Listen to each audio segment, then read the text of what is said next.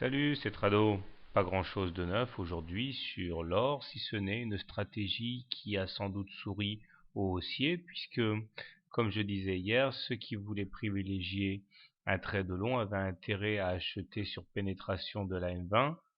Et effectivement, il y a bien eu cette attaque baissière sur l'or, mais qui n'a pas été couronnée de succès, puisqu'à partir des plus bas à l'intérieur, c'est-à-dire sous la M20, eh bien, les cours sont repartis de l'avant et nous terminons avec une bougie verte, c'est-à-dire pour laquelle, enfin, qui témoigne une clôture au-dessus du niveau d'ouverture et surtout avec une mèche basse très longue qui montre la prise en main sur les plus bas des haussiers. Pour l'instant, donc, tout se passe plutôt bien. Nous voyons que nous sommes au-dessus d'une M20 haussière. Cela fait maintenant 3 séances que nous clôturons au-dessus. Et il semble que cette M20 veuille tenir. On sera quand même rasséréné lorsque le MACD aura enfin croisé son signal, que le momentum aura passé sa zone des zéros.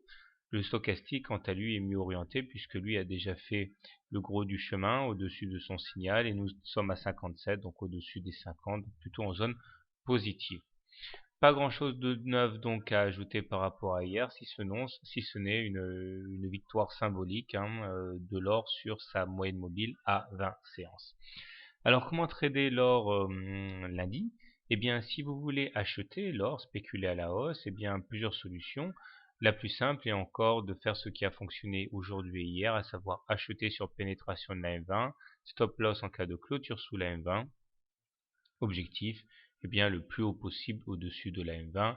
Et puis si vous êtes vraiment très chanceux sur une explosion haussière, allez chercher le super trend. Si maintenant vous voulez plutôt spéculer à la baisse sur l'or, eh bien je pense que le mieux à faire est d'attendre quand même que l'on aille chercher le super trend, niveau à partir duquel eh bien des mouvements vendeurs vont sans doute se manifester. Donc pas de short à mon avis avant le contact avec le super trend, parce que sinon ce serait un petit peu difficile de bâtir quelque chose sur rien de tangible. Voilà, donc comme d'habitude, ma préférence ira plutôt aux impulsions haussières. Bonne soirée, bon trade et à demain.